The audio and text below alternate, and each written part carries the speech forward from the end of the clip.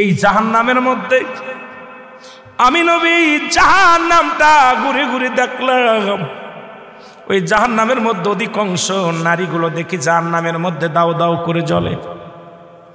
আমার বাবারা দিলের কান্ডা লাগা শোনো, নবীজি বলছে আমি প্রথম জাহান্নামে গেলাম, যা দেখি জাহান্নামের আগুনে দাও দাও করে জ্বলে নারী, অধিকাংশ নারীগুলো।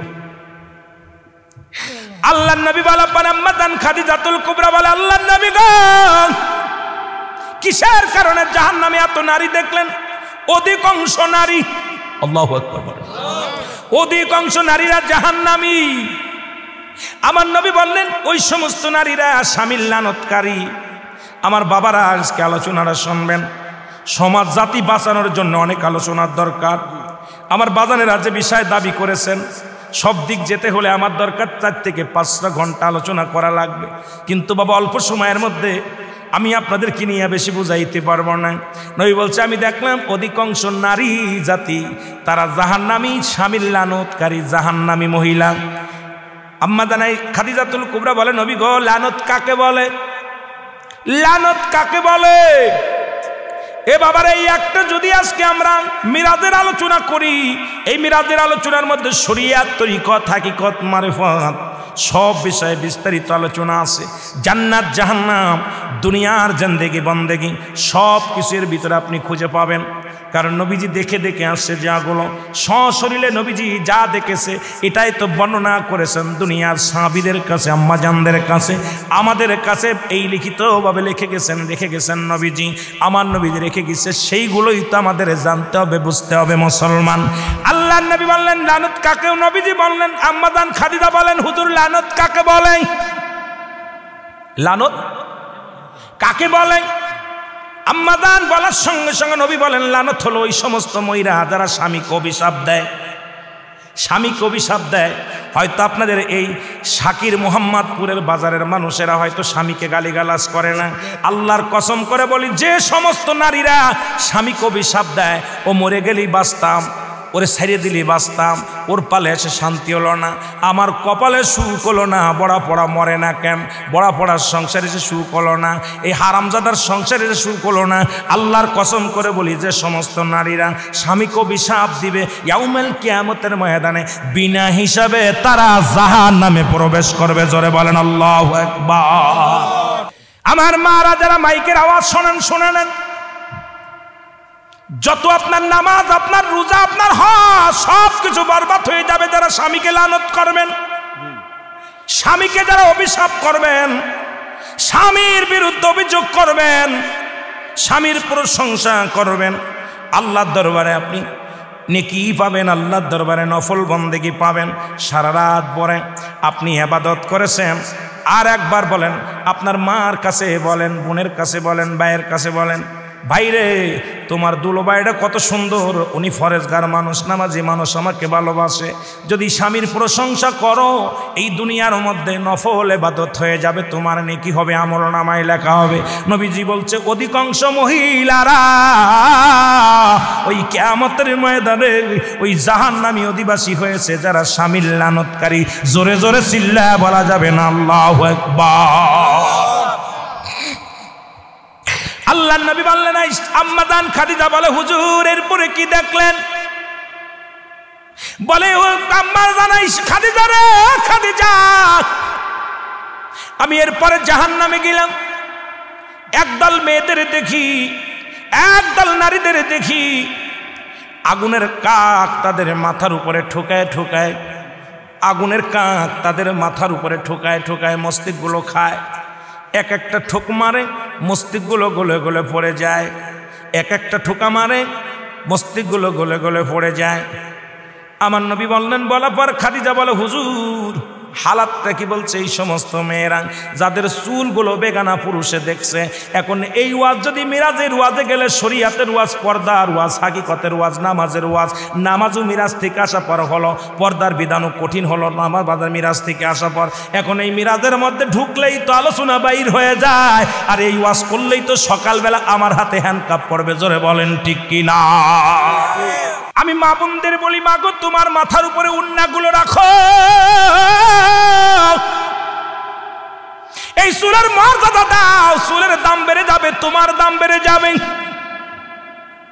আমার মারে আমার আম্মা জান ডাকতে বলে নবী গো, তারপরে কি ডাকলেন? বলে হুজুর তারপরে কি ডাকলেন? নবীজি বলে খাদিজা রে, এরপরে একটা জাহান্নামের মধ্যে দেখলাম গায়ের মধ্যে আগুনের সাপগুলো মুড়ায় আছে, আগুনের সাপগুলো মুড়াইয়া দেহ খায়। এ মুসলমান, এমন কি গায়ের মধ্যে আগুন ধরানো? আম্মাজান বলে হুজুর কিসের কারণে একটু জানতে পারিনি। নবী বলে খাদিজা রে, এই সমস্ত মেয়েরা পাতলা কাপড় পরিধান করত, জর্জেট কাপড় পরিধান করত, তাদের পেট পিঠ দেখা যেত, বেগানা পুরুষ তাদের দিকে দৃষ্টি লক্ষণ করত, তাদের চেয়ে চেয়ে দেখত। যারা এই দুনিয়ার মধ্যে জর্জেট কাপড় পরবে, মুসলমান শুনে নেন, যে মেয়েরা পাতলা কাপড় পরিধান করবে, আল্লাহর কসম করে বলি ইয়াউমাল কিয়ামতের ময়দানে সমস্ত গায়ের মধ্যে তাদের আগুন দিয়া পুড়ানো হবে, সমস্ত গায়ের মধ্যে সাপ মোড়ায়া থাকবে। ও মুসলমান শুনে নাও, সমস্ত গায়ের মধ্যে আগুন জ্বালায়া দেওয়া হবে। এবার আমারে মুহাম্মদপুর নাম, কত সুন্দর নাম, শাকির মোহাম্মদ বাজারের মা বাবা এত সুন্দর একটা নাম পাইছেন। আমি আপনাদের অনুরোধ করে যাই, মা আজ থেকে জর্জেট কাপড় ছেড়ে দাও, আজ থেকে পাতলা কাপড় ছেড়ে দাও। এমন কাপড় পরে পেট পিঠ সব খালি দেখা যায়, জোরে বলেন ঠিক কিনা? আমার ভাইরা, আমার বন্ধুরা, আমার আম্মাজান বলেন এরপরে কি দেখলেন? বলে এরপরে দেখলাম কিছু মহিলার জিব্বাখানা টেনে, জিব্বাখানা টান দে পিছন দিকে প্যারাক লাগায় রাখছে, পুরো যন্ত্রণায় কাতর হয়ে তারা কান্দে। আম্মাজান বলে হুজুর এদের শাস্তির বিধান কেন? এত বড় বিপদ কেন? জাহান্নামের অনেক শাস্তি আছে, তবে কয়েকটা কথা বলে যায়। নবীজি বললেন খাদিজা রে, ওই সমস্ত মহিলাদের কথা বেড়ার বাইরে চলে গেছে। এখন যদি এই ওয়াজ করি আমার কপালে নিশ্চিত শূন্য আছে, কারণ এখন রেডিও খুললেই হ্যালো, মোবাইল খুললেই হ্যালো। মহিলাদের কথা বেড়ার বাইরে গেলে তার তালাক দেওয়া শরিয়াতের বিধান অনুযায়ী জায়েজ। এখন আজকে আপনাদের স্কুলেও 7 জন হলো মহিলা টিচার, 1 জন পুরুষ টিচার। এখন পুরুষ নির্যাতিত বাংলাদেশ, জোরে বলেন ঠিক কি না? সবই তো নবী দেখে আসছে আর বলছে। নবীর দেখা কথা মানেন কি মানেন না? জোরে বলেন মানেন কি মানেন না? ঈমান থাকবে না মানলে? কুরআন, আল্লাহর কুরআন যদি না মানেন কাফের। নবীদের হাদিস না মানলেও কাফের, জোরে বলেন ঠিক কি না? নবীদের কাছে আসে কি? ওহী। কি আসে? ওহী আসে। সুতরাং ওহীর মাধ্যমে তো জানতেই পেরেছে, জানায়া দিছে কুরআন পর্দার বিধান, ইসলামের বিধান, ব্যবসার বিধান, সব কিছু কোরআন বলে দিছে। কোরআন তোমার জীবন গড়ার জন্য যা যা লাগবে, জীবন বিধান চলার জন্য যা যা দরকার সব কিছু কোরআন বলে দিছে। কিন্তু কোরআন তো পড়েন না, কোরআন তো দেখেন না, কোরআনের কথাও মানতে চান না। কারণ আমার সামানা কোরআনের কথা বললেই দোষ, জোরে বলেন ঠিক কিনা? আর একদল মানুষের দেখলেন, নবীজি বললেন একদল মানুষের দেখতেছি তাদেরকে, একদল পশুগুলো, একদল মানুষগুলো এই দুনিয়ার মধ্যে যারা অত্যাচার করে। আর একটা জাহান্নামে দেখলাম আমি একদল কাবু মানুষ, একদল কাবু মানুষ, আর একদল মোটা মানুষ, অনেক মোটা মানুষ। এই কাবু মানুষগুলো, বুক মোটা মানুষগুলোকে তাদেরকে লাথুয়া ঘুষাইয়া মারে ধরে জাহান্নামের দিকে সুরে সুরে মারতেছে। নবীজি বললেন এরা হলো দুনিয়ার মধ্যে দুর্বল ছিল। কি দুর্বল ছিল? এরা সবল ছিল না। আর সবল মানুষগুলো যারা গরিবের উপর অত্যাচার চালাইছে, যারা নির্যাতন করেছে, যারা দুনিয়ার মধ্যে গরিবের রক্ত শুষেছে, গরিবকে যারা কষ্ট দিচ্ছে, যারা সাধারণ মানুষকে যারা কষ্ট দেয়, ওই সমস্ত নেতাদেরকে জুতার বাড়ি হবে কপালে, জোরে জোরে বলেন ঠিক কিনা? এ মুসলমান শোনা নাও, এই জন্য বলতেছিলাম বাবাই বলে মানুষের মতো মানুষ হতে হবে রে,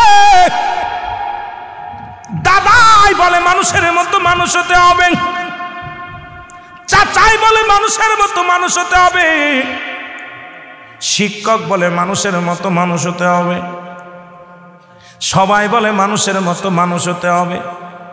আমি জানতাম পৃথিবীর মধ্যে আমি তো মানুষ, হুশ আছে আমার, নিজেরে নিজে জানছি। অ্যারিস্টটল সক্রেটিস বলে নো দাই সেলফ, নিজেকে নিজে চিনতে হবে, মানে রফার নফস, নিজের নফসকে চিনতে হবে। কেমনে চিনেছো? আজকে তো অন্যরে চিনা নিয়ে ব্যস্ত, তোমারে তুমি নিজে চিনতে পারো নাই, তোমার নিজের নিয়ে গবেষণা করতে পারো নাই। আমাদের কুষ্টিয়ার লালন বলে আপনারে চিনতে পারলে যাবে অচিনারে চিনা, নিজেরই তো চিনতে পারো নাই, অন্যরে চিনবা কেমন করে? সবাই বলতো মানুষের মতো মানুষ হতে হবে। মনে করতাম বাবারও তো হাত আছে, আমারও হাত আছে, বাবারও তো পা আছে, আমারও তো পা আছে, উস্তাদেরও যা আছে আমারও তাই আছে, তবে কেন মানুষের মতো মানুষ হতে বলেন? আজকে বুঝতে পেরেছি রে বাবা, কেন মানুষের মতো মানুষ হতে বললাম। ও মুসলমান, শুনে নেন, যারা বিদেশ থেকে ডিগ্রি নিয়ে বিএস বিশেষ ক্যাডার হইয়া এই জমিনের মধ্যে বড় বড় ডক্টরি ডিগ্রি নিয়ে, যারা MBBS করিয়া, যারা হাসপাতালে চাকরি নিল, টাকার অভাবে কিছুদিন আগে দেখলাম মুসলমানি দিতে যাইয়া, গত কয়েকদিন 1 তারিখে একটা পোলা মারা গেছে, নাম যেন কি, আয়াত নামে একটা শিশু মারা গেল টাকার জন্য। এরপরে 2 লক্ষ টাকা তার কাছে দাবি করেছে, তার বাবার কাছে দাবি করেছে। যাদের কাছে টাকার জন্য রোগী মারা যায়, যে সমস্ত ডক্টরের কাছে রোগী মারা যায় টাকার জন্য, এই ডাক্তারগুলো মানুষ না অমানুষ? এরা মানুষ, এরা কি অমানুষ? এর মানুষের মতো মানুষ হইতে বলেছিল। এ মুসলমান, যারা এত ডিগ্রি নিয়া অফিসে বইয়া, যাদের ঘুষ ছাড়া কলম চলে না, যাদের এত সরকার লক্ষ টাকা দেয়, তাদের কি দেয়, বেতন দেয়, তারপরও ঘুষ ছাড়া যাদের কলম চলে না, এই সমস্ত অফিসাররা মানুষ না অমানুষ? জোরে বলেন, মানুষ কে অমানুষ? প্রধান শিক্ষক কয়টা কথা বলতে বলেছিল, এই জন্য বলে যায় বাবা, দিলের কান্ডা লাগা শুনে নাও। এই দুনিয়ার মধ্যে যে শিক্ষকের কাছে প্রাইভেট না পড়লে খালি ফেল। কিছুদিন আগে দেখলাম 500 ছাত্র জীবন নষ্ট করেছে, কয় ইন্টারে পাস করায়া দিব, এক একজনের কাছে 10,000 20,000 করে টাকা নিছে, সবগুলো ফেল করছে। যে ছাত্র শিক্ষকের কাছে নিরাপত্তা নাই, এই শিক্ষকগুলো মানুষ না অমানুষ? এ মুসলমান, শুনে নাও, যে সন্তানের কাছে বুড়া বয়সে বাবার কোনো জায়গা হয় না, মার কোনো জায়গা হয় না রে, যে সন্তানের কাছে বাবা মা বোঝা হয়ে যায়, বাবা মা বোঝা হয়ে যায়, এই সন্তানগুলো মানুষ না অমানুষ? আমার দেশে অনেক ভাইয়েরা আছে, রাস্তার মধ্যে দাঁড়াইয়া 20 টাকা ঘুষ খায়। মাঝে মাঝে আমারও দেওয়া লাগে, আমার ড্রাইভারের কাছ থেকে নেয়। কথা ড্রাইভার কয়, ভাইজান হুজুরে পাঠাই দি, কয় না খবরদার হুজুরে পাঠাইস নি, তোর কাছে যা আছে দে। কয় এত রাত্রি আলিকে? এ মুসলমান, শুনে নেন, 1 লক্ষ লিটার দুধের মধ্যে যদি একটু চুনা পড়ে যায়, দুধটা নষ্ট হয়ে যায়। তুই মৌলবি, তুই মুন্সি, এত হালাল টাকা হাউজ কি করলি, রোজগার করলি, কত কষ্ট করে গায়ের ঘাম জারালি, আর 10টা টাকা ঘুষের টাকা যেই পকেটে গেল, সমস্ত টাকাটায় হারাম হয়ে গেল। তুই তোর সন্তানের হারাম খাওয়ালি, তোর মারে হারাম খাওয়ালি, তোর বাবারে হারাম খাওয়ালি। এ হারামখোর, শুনে নাও, হারামখোর, এ হারামখোর, এই পৃথিবীর মধ্যে এই হারামখোরের জন্য হালাল কোন জিনিস বৈধ নয়। জোরে বলেন ঠিক কিনা? হালালখোর বান্দার বড় দাম, হালালখোর বান্দির বড় দাম, ইমানদারের বড় দাম, ইমানদারের বড় মান। ও মুসলমান, শুনে নাও, দেহটারে মোটা বানাইয়া চলতো রাস্তা দিয়া, সুদের টাকা ঘুষের টাকা লইয়া দুনিয়ার মধ্যে অন্যায় পথে উপার্জন করিয়া তুমি দুনিয়ার মধ্যে চলো,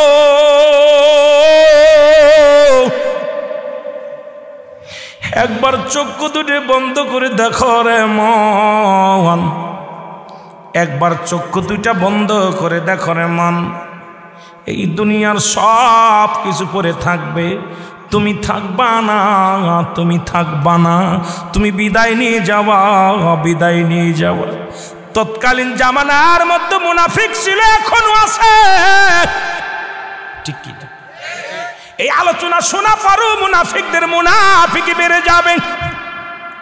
আল্লাহ ডাকবে কয় হাবিব মিনান নাস, মানুষের মধ্যে।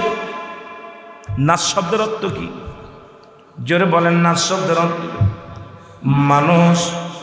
অমিনান নাস, মানুষের মধ্যে মায়া করো, তারা বলবে আমান্না, তারা ঈমান আনছে বিল্লাহি, আল্লাহর প্রতি, অবিল আখিরাতের প্রতি বিশ্বাস স্থাপন করছে। ওমা হুম বিমুমিনিন, তৎকালীন জামানাও বেঈমান ছিল, এখনো আছে। কথা কোন ঠিক কিনা? তৎকালীন জামানাও বেঈমান ছিল গো, এখনো আছে, কিয়ামত পর্যন্ত থাকবে। যারা মুসলমানদের চিরশত্রু, মুসলমান হইয়া মুসলমানদের বিরোধিতা করবে, আলেম হইয়া আলেমের বিরোধিতা করবে। কথা বলেন ঠিক কিনা? ইমাম হইয়া ইমামের বিরোধিতা করবে।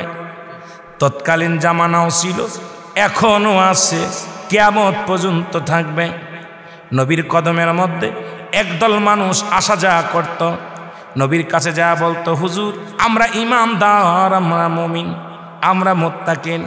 আবার তাদের কমের কাছে ফিরে যেয়ে বলতো, হুজুর আমরা তো মুহাম্মাদের কাছে গিয়েছিলাম, মুহাম্মাদকে ধোঁকা দেওয়ার জন্যে, মুহাম্মাদের সঙ্গে আমরা উপহাস করার জন্যে। অমুসলমান শুনে নাও, তেলের কান্ডা লাগা শুনে নাও, এইরকম অনেক মানুষ আছে আজকে সমাজের মধ্যে, ইসলামকে ধোঁকা দিতে চায়, ইসলামকে ধোঁকা দিতে চায়, কোরআনকে ধোঁকা দিতে চায়, হাদিসকে ধোঁকা দিতে চায়, অথচ তাদের ধোঁকায় নিজেরা পড়তেছে। মুসলমানদের বলে যায়, আপনাদের কাছে বলে যায়, এগুলো ছেড়ে দাও, ছেড়ে দাও, এই দুনিয়ার জিন্দেগি বেশি দিন নয়, এই বন্দেগি করো, আমার মৌলার বন্দেগি করো, জিন্দেগিটা ভালো করো গো, নাই কিন্তু কবর ছাড়বে না, কবর ছাড়বে না, কবর ছাড়বে না, কবরে আযাব, কবরে আযাব কিন্তু ছাড়বে না। এই নবীজি মিরাজ থেকে আসলেন নামাজ নিয়ে গো, পর্দা নিয়ে আসলেন, নামাজ নিয়ে আসলেন, রোজা নিয়ে আসলেন, হজ নিয়ে আসলেন, যাকাত নিয়ে, যা কিছু নিয়ে আসলেন আমার নবীজি, সব কিছু আমার আল্লাহর কাছ থেকে নিয়ে আলেন, শুধু বান্দার উম্মাতের কল্যাণের জন্য। জোরে বলেন ঠিক কিনা? কিসের জন্য আসলেন?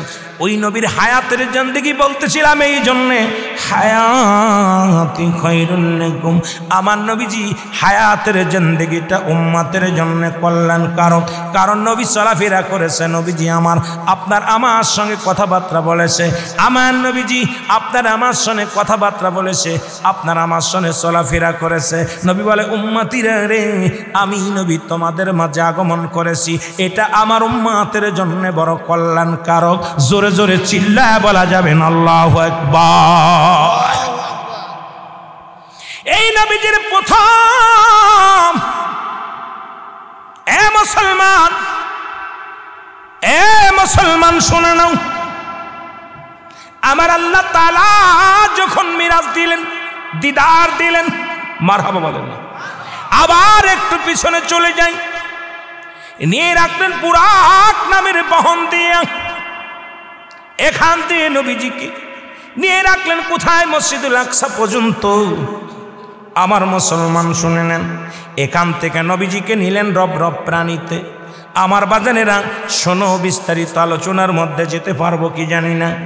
এখান থেকে নবীজিকে নিয়ে গেলেন, আমার নবীজিকে নিয়ে রাখলেন সিদ্ধাতুল মুনতাহায়।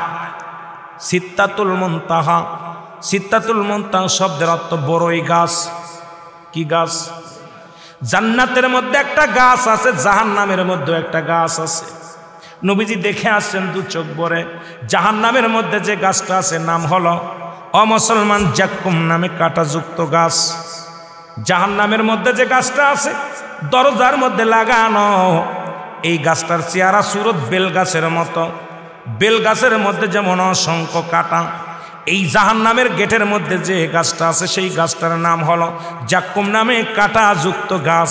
এই মানুষ খা গাছ জঙ্গলে শুনেছেন, আফ্রিকা জঙ্গলের মধ্যে গাছ আছে। এই গাছে যেমন মানুষগুলো খেয়ে ফেলে, তদ্রুপ ওই জাহান্নামের ওই গেটের মধ্যে ওই গাছটা ধরে ধরে গিরাজ করে ফেলবে। আর সিদরাতুল মুনতাহা বড়ই তলা। কোন জিবরিল আমিন বলে, হুজুর আমার মনে বড় দুঃখ, আমি আজ পর্যন্ত আমি আমার মাওলার দেখি নাই। কার থেকে হুকুম আনি, কার থেকে হুকুম নিয়ে আসি?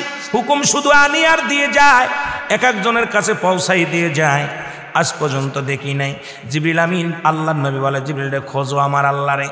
আল্লাহরে খুঁজতে যাইয়া জিবরিল আমিন সাততলা জমিন ঘুরলেন, জান্নাত জাহান্নাম ঘুরলেন, সব জায়গা ঘুরলেন। আল্লাহ যেখানে যায় দেখে নবীজি। বাবা আমি আলোচনাটা অনেকবার করেছি, শুনে নেন বাবা।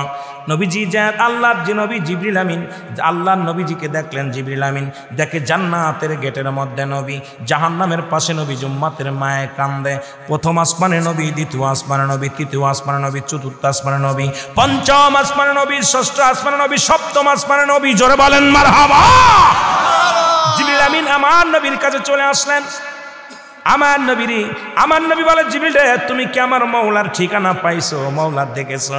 বলে, হুজুর বেয়াদবি মাফ করবেন, আমি প্রথম আসমানে গেলাম দেখলাম আপনাকে, দ্বিতীয় আসমানে গেলাম দেখলাম আপনাকে, তৃতীয় আসমানে গেলাম দেখলাম আপনাকে, চতুর্থ আসমানে গেলাম দেখলাম আপনাকে, পঞ্চম আসমানে গেলাম দেখলাম আপনাকে, ও নবী গো সপ্তম আসমানে দেখলাম আপনাকে, জান্নাতের ভিতরে দেখলাম আপনাকে, জাহান্নামের গেটেও কাঁদতে দেখেছি আপনাকে। আর রব্বে হাবলি উম্মতি বলে, নবী গো আমি আজকে আল্লাহকে সরাসরি দেখতে পারি নাই। আমার নবী ডাকতে বলে, জিবরিল রে শুনে নাও, আল্লাহ দেখার একমাত্র ঠিকানা আমি নবী রাহমাতাল লিল আলামিন। এই জন্য নবীর কথা বলতে গেলেই মনে হয় আমার নবী বলতেছে হায়াতি খায়রুল লাকুম। আমার নবী বলেন আমার হায়াতের জিন্দেগি, এ মুফতি মুহাদ্দিস সাহেবরা শোনো, নবী বলেন আমার হায়াতের জিন্দেগিটা আমার উম্মতের জন্য কল্যাণকারক। নবী যে দুনিয়ার মধ্যে আসছে, প্রতিটা কর্মই, প্রতিটা নবীর প্রতিটা সেকেন্ড, প্রতিটা মিনিট, প্রতিটা সময় নবী উম্মতের জন্য কল্যাণ হবে যে কাজ, সেই কাজগুলো আমার নবীজি করতেন। জোরে জোরে চিল্লায় বলেন মারহাবা, আরো জোরে বলেন। ও মুসলমান ওফাতি খায়রুল লাকুম, আমার নবীজির ওফাত দিবস, নবীজি দুনিয়া থেকে বিদায় হয়ে গেছে, এটা উম্মতের জন্য কল্যাণকারক। মারহাবা বলেন আরো জোরে। পৃথিবীর মধ্যে আগমন করেছে প্রতিটা কর্মের মধ্যে নবী। ও মুসলমান শুনে নেন, সুতরাং আজকে আমরা যারা নবী চিনলাম না, নবীর মিরাজ বুঝলাম না, নবীর আদর্শ বুঝলাম না, ও মুসলমান মিরাজ থেকে ঘুরে আসলেন নবীজি। কোথায় আমি আলোচনাটা রাখলাম, মনে রাখবেন মাঝে আমার মেন সাবজেক্টই মিরাজের দিকে যেতে হবে, আলোচনার দিকে যেতে হবে। নবীজি এসে বলেন আম্মাজান খাদিজাতুল কুবরার বলে, আম্মাজান খাদিজারে বলেন, খাদিজারে আমি দেখলাম জাহান্নামে গেলাম, ওই 7টা জাহান্নাম ঘুরে ঘুরে দেখলাম। আল্লাহ তাআলা জাহান্নামীদের জন্য 7টা জাহান্নাম নির্ধারিত করেছেন। আল্লাহ বলেন উইদ্দাতুল কাফিরিন, কাফের বেঈমান মুনাফিকদের জন্য প্রস্তুতি করে রাখছে 7টা জাহান্নাম। জোরে বলো আল্লাহু আকবার। 7টা জাহান্নামে আমি দেখলাম, ঘুরে ঘুরে দেখলাম। কোন জাহান্নামে গেলাম, জাহান্নামের দরজাগুলো দেখলাম। আমি মিরাজে যে জাহান্নাম দেখলাম, কোথায় যে কথা বলেন না কেন, মিরাজের রজনীতে যে আমি জাহান্নাম দেখলাম। নবী বলেন আমি জান্নাতগুলো ঘুরে ঘুরে দেখলাম। প্রথম জান্নাতগুলো এত সুন্দর, জান্নাতগুলো এত চমৎকার, এত নিয়ামত দিয়ে আমার আল্লাহ ভরপুর করে রাখছে। আমার বাজানেরা, মুসা নবী একবার অনেক চেষ্টা করলেন আল্লাহর সঙ্গে দেখা করার জন্য। আল্লাহ বলে মুসার এলাম কখনোই না, সম্ভব না। মুসাকে আল্লাহ দেখবই, শুধু পর্দার মধ্যে থাকো। সরাসরি আমি মুসার কপালে কি জটবে না?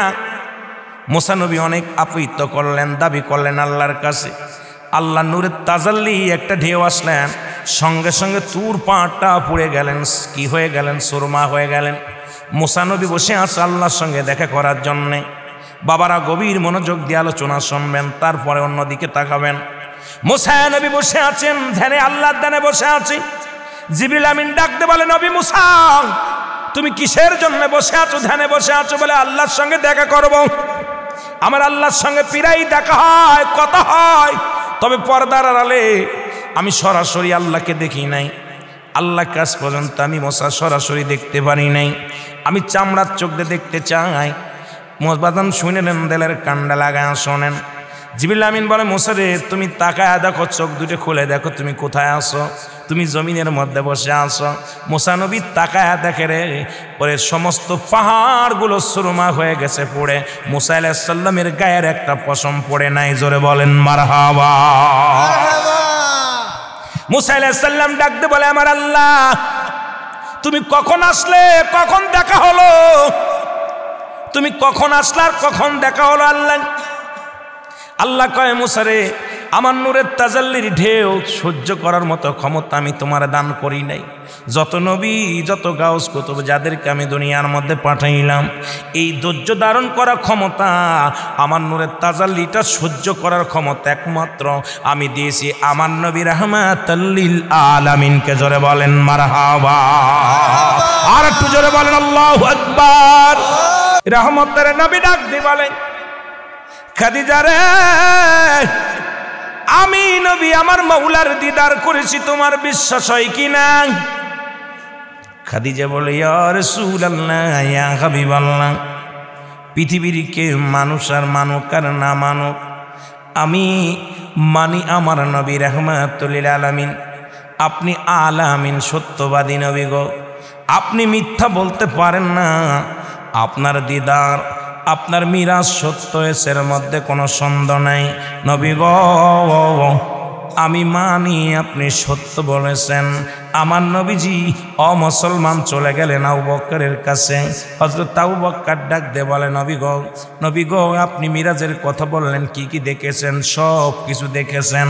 নবী বলে, এগুলো দেখলাম, আল্লাহর সঙ্গে কথা হলো, জান্নাত দেখলাম, জাহান্নাম দেখলাম, আল্লাহ পাকের সত্তালা জমিন আমি গুইরা গুইরা দেখলাম রে। আল্লাহর সঙ্গে আমি আলাপ করেছি। আবু বকর রাদিয়াল্লাহু তাআলা আনহু বলে, হুজুর আমি মানি। আমার নবী বলে, আবু বকর রে এত বড় সত্য তুমি কেমনে মানলা? বলে, হুজুর জীবনে তো আল্লাহকে দেখি নাই। আপনি যেদিন বলেছিলেন আল্লাহ বলতে একজন আছে, যখন কালেমা পড়াইলেন লা ইলাহা নাই কোন ইলাহা ইল্লাল্লাহু এক আল্লাহ ছাড়া, মুহাম্মাদুর রাসূলুল্লাহ সাল্লাল্লাহু আলাইহি ওয়াসাল্লাম, নবী গো সেদিন তো আমি কখনো বলি নাই, আমি তো অস্বীকার করি নাই আল্লাহ একজন আছে, আপনি তার প্রেরিত রাসূল, সেদিন তো আমি কোনো দ্বিধা দ্বন্দ্ব করি নাই।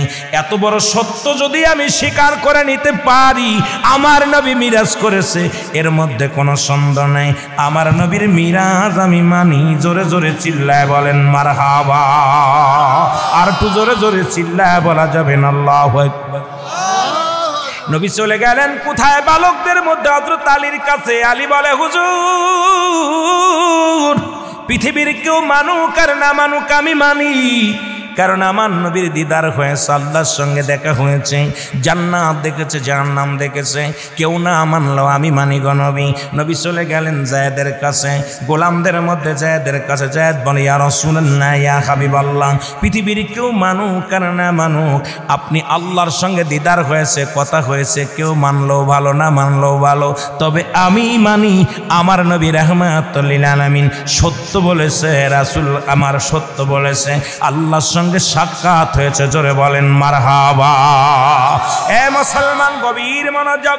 কিন্তু এই জামানা একজন বেঈমান গো।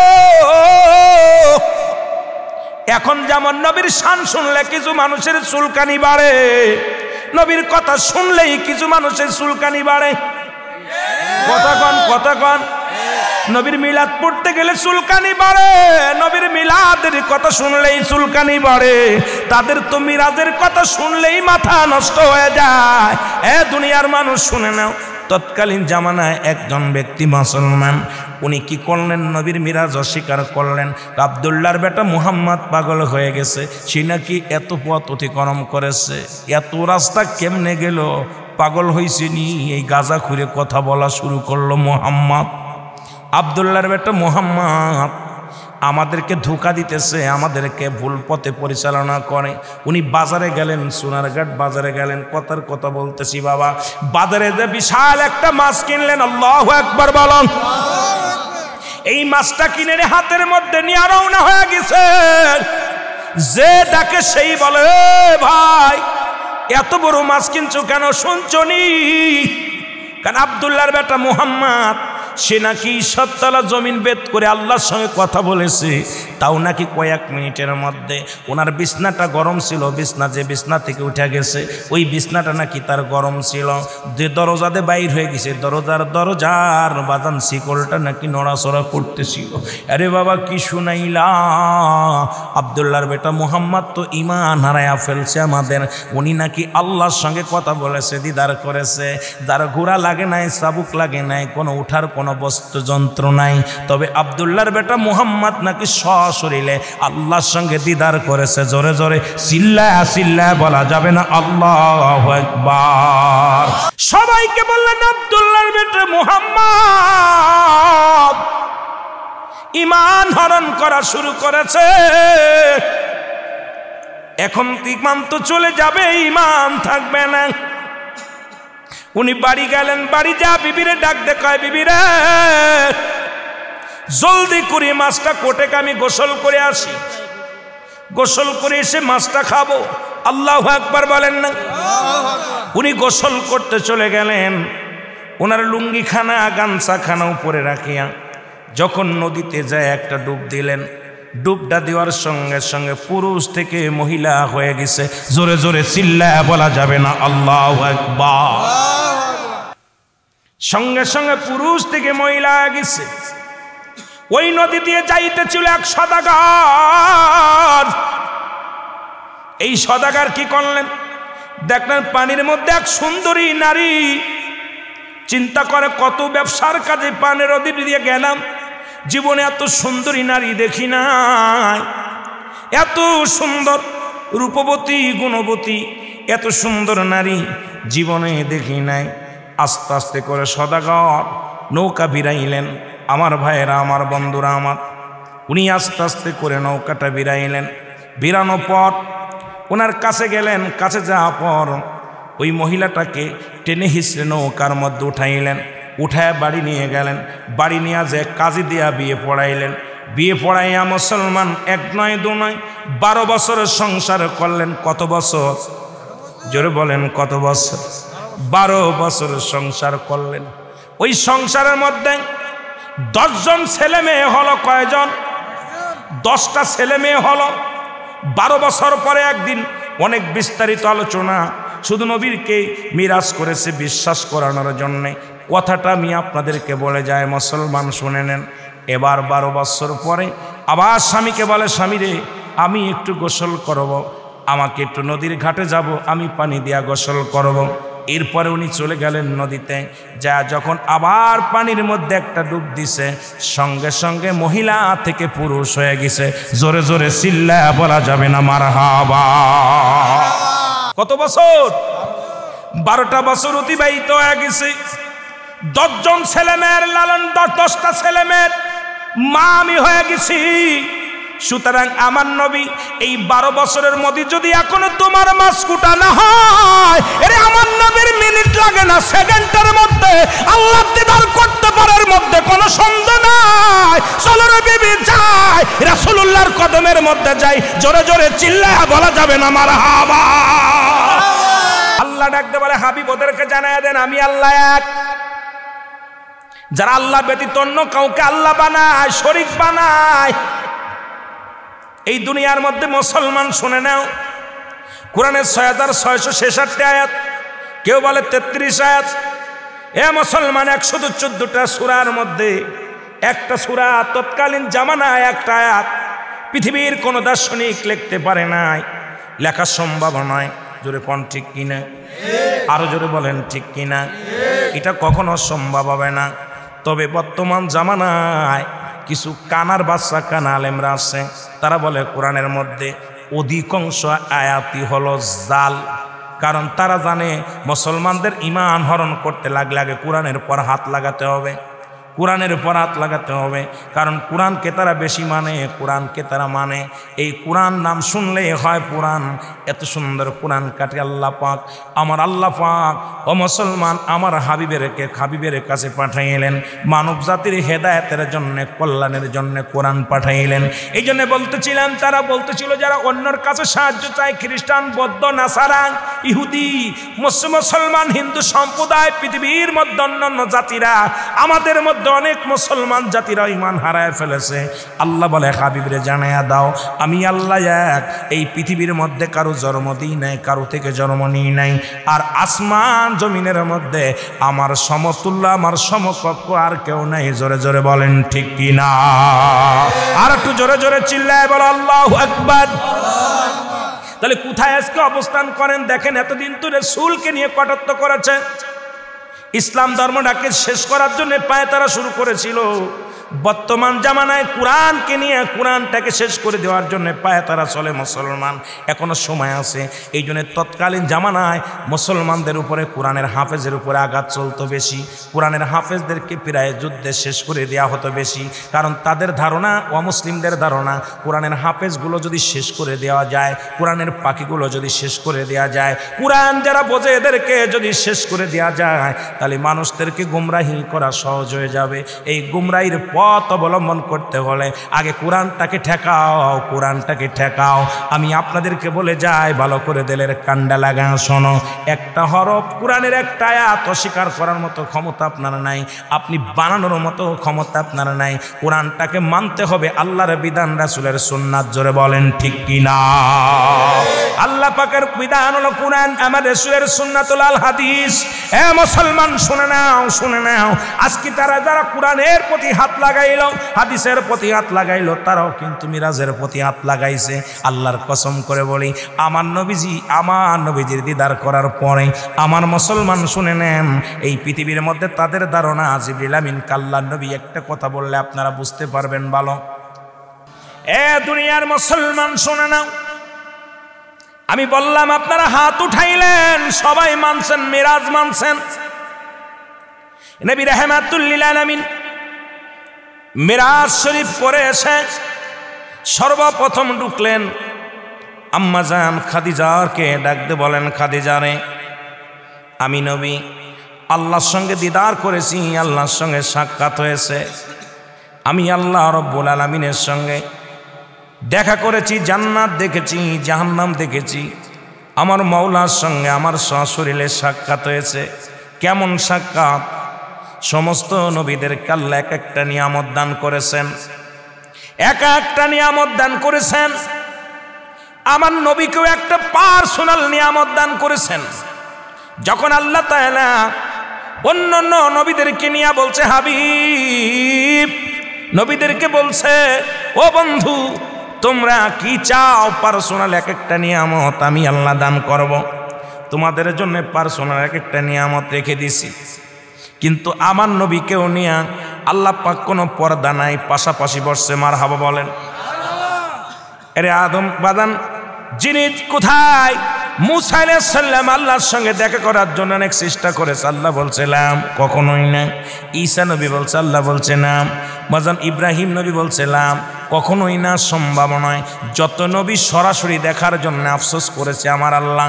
আমার আল্লাহ বলছে, অয় নবীগণ শোনো, আমার নূরের তাজাল্লি, এটা দেখার মতো ক্ষমতা, এটা দেখার মতো, এটা ধৈর্য ধারণ করা, এটার পাওয়ার শক্তি, ধৈর্য ধারণ করা, এই ক্ষমতা আমি আল্লাহ তোমাদের দিই নাই, একমাত্র দিয়েছেন আমার নবী রাহমাতুল লিল আলামিনকে। জোরে জোরে বলেন মারহাবা।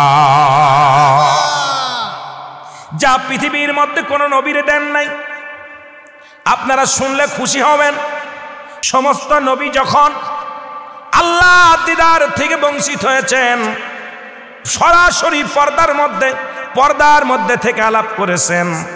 আমার হাবিবকে যেদিন দিদার দিলেন, মিরাজ গেলেন, আমার আল্লাহ তাআলা পর্দা ছাড়া নবীর সঙ্গে সরাসরি আলাপ।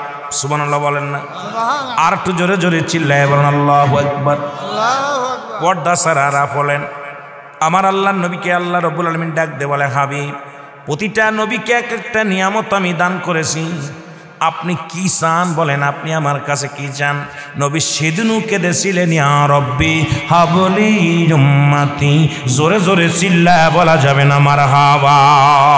ও নবী গো, আমরা গুনাহগারে বলো সালাতো সালাম জানাই, সালাতো সালাম জানাই আপনার পরে। বলেন সালাতো সালাম জানাই, সালাতো সালাম জানাই আপনার।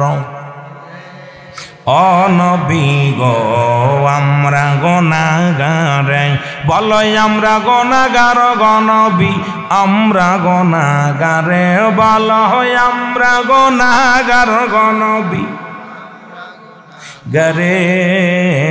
ও নবী গো, ও নবী ও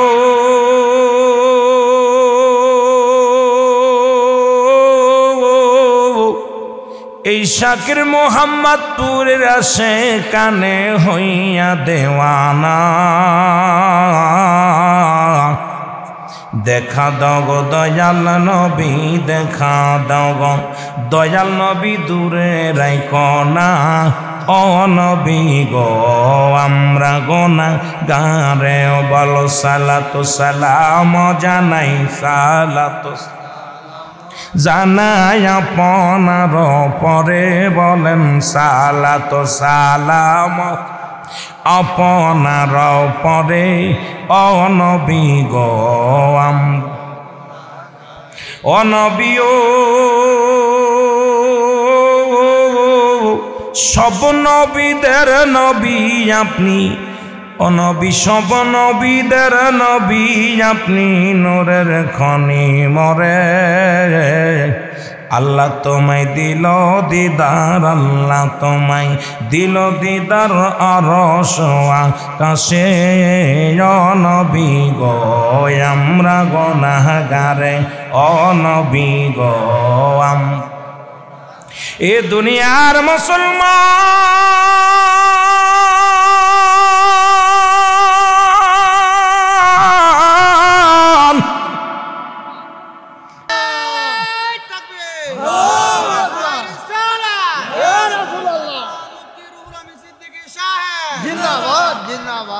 বিবিরে, আমার জীবনে 12 বছর কাটছে, 10টা ছেলে মেয়ে হয়েছে, এখনো মাছের আশ ফেলা হয়নি। তাহলে আমার নবীর দিদার করবো, মিনিট তো দূরের কথা, ঘন্টা তো দূরের কথা, আমার নবী সবকিছুই পারে। জোরে বলেন ঠিক কিনা? বিবিরে নিয়ে চলে গেছে রাসূলুল্লাহর কদমের মধ্যে।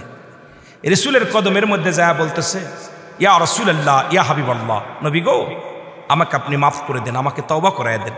নবী বলতে কি হয়েছে বলো? সাহাবীদের সামনে উনি খুলে বললেন, নবী গো এই বৃত্তান্ত, এই বিষয়, সুতরাং এই বিষয়ের উপরে হুজুর আমি আমার জীবনটাই হয়েছে নবী গো। কি হয়েছে বলে? এটা হয়েছে নবী গো, কারণ আমার জীবনে আপনার মিরাজকে আমি অস্বীকার করেছিলাম। আমার মিরাজকে আমি, কথা বলেন না কেন, মিরাজকে অস্বীকার করেছিলাম। এই জন্য আমার ভাইয়েরা, আমার আল্লাহ তাআলা এই দুনিয়ার মধ্যে তাকে দিয়া ইতিহাস করে দিয়েছে যে দুনিয়ার মানুষ, আমার রাসূল সম্পর্কে যাদের ভুল ধারণা আছে, আমার রাসূল সম্পর্কে যাদের এখনো মনের ভিতরে খটকা লাগে, ইমান যাদের নাই, আমল দিয়ে কোনো লাভ নাই, আমল দিয়ে লাভ নেই, আগে দরকার ইমান। যেটা বলেন ঠিক কিনা? সেই ইমানের নাম কি? রাহমাতাল লিল, আরো জোরে বলেন। শুধু তাই নয় আমার বাবারা, আজকে তো মিরাজের কথা দূরে করতেছে, এই কোরআনটাকেও ভুল প্রমাণ করতেছে বাংলাদেশের মানুষ। আমার দেশে অসংখ্য শায়েখরা বলতেছে যে কোরআনের অধিকাংশ আয়াত জাল। নাউজুবিল্লাহ বলেন না? আজকে তাফসির কোরআন মাহফিল দিচ্ছেন, কিন্তু আপনারা শুনলে অবাক হয়ে যাবেন। আমার দেশের বড় বড় শায়েখরা বলতেছে কোরআনের অধিকাংশ আয়াতগুলো নবীজি ইন্তেকালের পরে হয়েছে। নবীজি ছিলেন না, নবীজি জানেন না। তার ভিতরেও সূরা ইখলাসটা হলো 1 নম্বর জাল। নাউজুবিল্লাহ বলেন না, আরো জোরে বলেন আল্লাহু আকবার। অথচ এই কিতাবটা লেখা পর আল্লাহ বলছেন সূরা বাকারার মধ্যে কি বলছে জানেন? যালিকাল কিতাবু লা রাইবা ফি। এটার মধ্যে কি নাই? আস্তে কইবেন না জোরে কইবেন? আপনারা কি ওয়াজ শুনতে আইছেন না খালি ঘুমাইতে আইছেন? আমার দোয়াজ করে দিলে কথা বলতে হবে, কারণ আমার এমন একটা বিষয়ের উপরে কিছু আলোচনা, আমি কেবল টাচ দেওয়া শুরু করেছি, আলোচনা আস্তে আস্তে যাব, ধীরে ধীরে যদি আপনারা ভালোবাসা দেন কথা বলতে পারবো। এই কিতাবের মধ্যে সন্দেহ আছে? জোরে বলেন আছে? কিয়ামত পর্যন্ত একটা আয়াত কেউ লিখতে পারবে? একটা আয়াত কেউ বানাতে পারবে? জের জবর বাদ দিতে পারবে? কথা বলেন, বাদ দিতে পারবে? অথচ আমার দেশের তথা কথিত কিছু শায়েখরা যারা তাফসির করতেছে, তাফসির করতে যায় বলতেছেন যেই কোরআনের ভিতর অধিকাংশ আয়াত জাল, মানবে কারা? আল্লাহ বলেন হুদাল লিল মুত্তাকিন। জোরে বলেন আল্লাহু আকবার। হেদায়েত প্রাপ্ত বান্দা যারা, হেদায়েত প্রাপ্ত বান্দা যারা কখনো কোরআনের ভুল ধরবে না তারা। জোরে বলেন ঠিক কিনা? আর একটু জোরে বলেন। বড় আশ্চর্য হয়ে গেছি, কারণ যারা দেবতা পূজা করে, যারা প্রতিমা পূজা করে, যারা চন্ডের কাছে সাহায্য চায়, যারা অনেক সময় আল্লাহ ব্যতীত অন্যকে ভগবান বানায়, খোদা বানায় পূজা করে, তারা চিন্তা করছে এই কোরআনের যদি সব আইন মেনে ফেলে তাহলে তো আমাদের অবস্থা খারাপ। এই কোরআনটাকে আগে ভুল ধরাইতে হবে, মানুষের মেমোরির ভিতর ঢুকায় দিছে যে কোরআনটার মধ্যে অধিকাংশ আয়াত ভুল। তার মধ্যে একটা কি? আল্লাহ বলেন কুল হুয়াল্লাহু আহাদ আল্লাহুস সামাদ লাম ইয়ালিদ ওয়া লাম ইউলাদ ওয়া লাম ইয়াকুল লাহু কুফুয়ান আহাদ। জোরে জোরে চিল্লায় বলা যাবে না আল্লাহু আকবার। কইব প্রধান শিক্ষাকে যদি সাইফে ধরে শেষ। হক কথা এখন কইতেছেন, কালকে কোন হুজুর কইল কেন? না না, এটা হুজুর কইতাম না, বিপদে হইতাম রে বা। না হুজুর, মহিলাদের কথা আওয়াজ, কোন নারীর কথা আওয়াজ, মুখের আওয়াজ বেইবেরার বাইরে গেলে তাকে তালাক দেওয়া যায়। এখন আমাদের দেশে মহিলা বক্তা বাইর হইছে, ওরে সুর দেখে আল্লাহ আল্লাহ আল্লাহ, বাড়ানোর দরকার, ধরে সেটাও করে দেওয়ার দরকার। এই বিচার কই কব? আপনাদের এলাকার বক্তা, ব্রাহ্মণবাড়িয়া বক্তা সুফিয়া খাতুন, নাম আমার মুখস্থ আছে। আরে ব্রাহ্মণবাড়িয়ার বক্তা। এর মাঝে আমার ওয়াজের পাশে একটা ওয়াজ ছিল, ওরে বাবারে বাবা, জিকির করতেছে আমার কথা, আমার মাইকের আওয়াজ বন্ধ করে দিয়ে আমি একটু শুনে নিলাম যে কি করে, কথা বুঝিনি। আহা ভাইরে, আল্লাহ যে গজব দেবে না, এই শাহজালালের দেশ বেঁচে আছেন হয়তো আল্লাহর ওলির ওসিলায়। জোরে বলেন ঠিক কিনা? না হলে যে গজব শুরু হয়েছে, এখন যেখানে যাবেন কথা বললে, আজকে দেখলাম বিদ্যালয়, বললাম না 7 জন মহিলা 1 জন পুরুষ, দপ্তর আর হলো প্রধান শিক্ষক, এই 2 জন মাঝে সব পোস্টারে মহিলা। জাতিকে শেষ করা, আমি রাগ করেন না, আমি তাদের বিরোধিতা করতেছি না, তবে একটা পুরুষ যদি চাকরি করে 10টা মানুষকে চালাইতে পারে, একটা মহিলা বাস চাকরি করলে তার নিজেরাই নিজে চালাইতে পারে না, পারে? আমরা 7,000 8,000 টাকা বেতন পাই মসজিদ ইমামতে, একটা ফ্যামিলি বাসে পায় না? তার ভিতর বউ আছে, স্ত্রী আছে, ছেলে মেয়ে আছে, মা আছে, বাবা আছে, 7,000 8,000 টাকা বেতন পায় আমাদের ইমাম সাহেবরা চালাইতেছে। অথচ ওই আপনার বিবি দেখবেন 20,000 টাকা বেতন পায়, নিজেরাই নিজে শাড়ি কেনার টাকা থায় না। ওইটা তো হারাম। ওটা কি হারাম? এই জন্য ওর ভিতর নাই আরাম। কি নাই? আরাম নাই। কথা বুঝলেন? অধিকাংশ আলেমের বউ দিয়া মাস্টারি করে, চাকরি করে, আবার কইলে আবার কোন হুজুর বিধান আছে, জায়েজ আছে। আরে জায়েজ তো না, এখন বিপদে কইতে হইব, না হলে তো শটাং বেলা একদম শেটাং করে দিব। বলে ঠিক কিনা? ইসলামের বিধান অনুযায়ী সবাই কাজী আছেন, বিয়ে পড়ার মুসলিম ইমাম সাহেবরা। ইসলামের বিধান কোরআন কোথাও নাই। স্ত্রী আপনাকে ডিভোর্স দিতে পারবে, আপনি ইচ্ছা করলে স্ত্রীকে তালাক দিতে পারেন, কিন্তু ইসলামের বিধান অনুযায়ী স্ত্রী আপনাকে ডিভোর্স তালাক দিতে পারবে না। কিন্তু আমার দেশের আইন, আপনি তালাক দিলে 10 বছর জেল, আর আপনার বউ চলে গেলে তাও জেল। সাল্লু জ্বালা না সাল্লু জ্বালা। কথা কয় না কেন? কথা কয় না কেন? এরম অনেক ফ্যামিলি আছে, অনেক যুবক নির্যাতিত। এখন থানায় যাবেন, আপনার মামলা নিবেন, আপনার বউ যাবে মামলা নিয়ে সারা। কথা কোন ঠিক কিনা? যৌতুকের মামলা, নির্যাতনের মামলা, এর খালি কোনো শেষ নাই। অথচ আপনি এত নির্যাতন, বাড়ি গেলে আপনার এমন ফেসা ফেসতেছে মুখ দিয়া, কষ্টে কইরা অনেক যুবক রাত্রে বাড়িও যায় না। অনেক যুবক কান্দে, বসে বসে কান্দে, মসজিদে বয়া বয়া কান্দে। আল্লাহ কি সারলে এখন 2 লক্ষ টাকার মামলা, জেল 7 বছরের জেল, না পারতেছে বলতে, না পারতেছে কইতে, না পারতেছে সহ্য করতে। কিন্তু আমার দেশ এখন সম্পূর্ণ নারী শাসিত দেশ, এখন নারী, আমরা পুরুষ নির্যাতিত দেশ হয়ে গেছে। জোরে বলেন ঠিক কিনা? হয়তো আমার কথা একটু তিতা লাগবে, সত্য কথা বলা লাগবে। জোরে বলেন ঠিক কিনা? আমার ভাইয়েরা, আমার বন্ধুরা, আমার এই সমস্ত নেতাদেরকে আল্লাহ দুর্বল বানায় দিবে, দুর্বল বানায় দিবে। আর যারা গরিব টাইপ এদেরকে আল্লাহ সবল বানায় দিবে, শক্তিশালী হবে। এই দুনিয়ার মধ্যে তুমি যেমন টাকার গরম দেখাইতেছ, সম্পদের গরম দেখাইতেছ, গায়ের বল দেখাইতেছ, ওরাম ইয়াউমুল কিয়ামতের ময়দানে এই সমস্ত মানুষ, যারা নির্যাতিত মানুষ, এরা হবে সবল, তুমি হবে দুর্বল। জোরে বলেন ঠিক কিনা?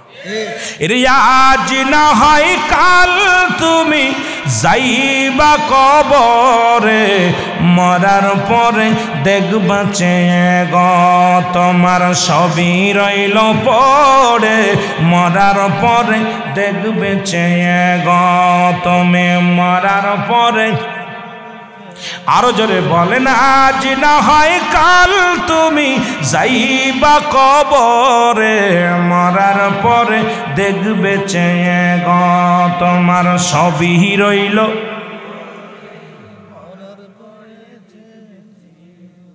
কুল্লু নাফসিন যায়িকাতুল মউত, প্রতিটা প্রাণীরই, কথা কয় না, মরবেন না। দুজন মৌলানা খালি বলতেছে, পাশের মানুষ এগুলো ওয়াজে বইছে না, বইয়া বইয়া কি করতে চাল্লাই জানে, ঘুমাইছে নি, কথা কয় না কেন? গুণা হইব কথা কইলে? মাইকে কথা কইতেছেন, সকালবেলা টাকা গুণা লাগবো, আপনারা কথা কইলে টাকা গুণা লাগবো, কথা কয় না কেন? একটু জোরে বলেন। ঠান্ডা নাই, ঠান্ডা, সুন্দর আবহাওয়া। আমি এসে দেখছিলাম একটু গরম ছিল, ঠান্ডা ছিল, এখন একটু মোটা, আমার স্পিরিট বাড়ছে তো একটু মনে হয়, এই জন্য হয়তো গরম লাগতে পারে। একটু মহব্বতে বলেন, আজ না হয় কাল তুমি যাইবা কবরে, মরার পরে সবই রবে গো তুমি দেখবা, মরার পরে সবই রবে গো। হায় হায়, মরার পরে দাদাই গেছে, বাবাই গেছে, কেউ আইল না ফিরে, তোমার তো যাইতে হবে গো ও ভাই, তোমার তো। আরে যত বড় ক্ষমতা দেখাও, যত বড় ছালা বলো না কেন, এই দুনিয়া থাকার জায়গা না, থাকবো না। জোরে বলেন ঠিক কিনা? এরে বাবাই গেছে, দাদাই গেছে, কেউ না আর আইল ফিরে, আমারও তো যাইতে হবে গো ভাইজান, আমারও তো যাইতে হবে গো। এরে আজ না হয় কাল তুমি যাইবা কবরে, মরার পরে দেখবে চেয়ে গো। হায় হায়, মরার পরে তোমার সবই রইল পড়ে, মরার পরে দেখবা চেয়ে গো। হায় হায়, সবই রই। কুল্লু মান আলাইহা ফান, সব শেষ করে দিবে কে? এত মস্তানি কিসে, এত মস্তানি কিসে? সব কিছু শেষ করে দিবে কে? আমি আপনাদের কাছে জানতে চাই, ঘুষ খাওয়া হারাম না হালাল? জোরে কবেন, নাচতে কবেন। সুদ খাওয়া হারাম না হালাল? জোরে কোন? সুদখোর মার সঙ্গে জিনাখোর, কথা কয় না। এখন সুদখোর বাদ দিলে গ্রামে কয়েকটা লোক হয়তো পাবেন, বাকি মানুষের সুদের মধ্যে, ঘুষের মধ্যে। আপনাদের কাছে জানতে চাই, শুয়োরের গোশত হালাল না হারাম? সত্যি করে কর। সুদ খা, ঘুষ খা, আরো জোরে। তাহলে যে সমস্ত ঘুষখোর আছেন, সুদখোর আছেন, এই শাকির মোহাম্মদপুর বাজারে যদি গরুর গোশত, গরু কুরবানি হয়, গরু জবাই করা হয়, একটা টুকরা গোশত তাদের কিনতে দিবেন না, কারণ শুধু খাওয়া হারাম, শুয়োরের গোশত খাওয়াও হারাম। খাবা সুদ কিংবা গরুর গোশত চলবে না, খাবা ঘুষ কিংবা মসির গোশত চলবে না, খাবা ঘুষ খাবা সুদ কিংবা ছাগলের গোশত কিনা চলবে না। তোমাদের জন্য বৈধ হলো খিনজিরের গোশত। জোরে বলেন ঠিক কিনা? কষ্ট পাচ্ছেন? আপনাদের গ্রামে যারা সুদ খায় ঘুষ খায় চেনেন না? এই যে আজকে নামটা লেখছে আলহাজ জনাব সুরুজ মিয়া, 2-4 লক্ষ টাকা খরচ করলে আলহাজ লিখতে হয়। যদি ওনার নামের আগে হাজিনা লিখতো উনি রাগ করতো।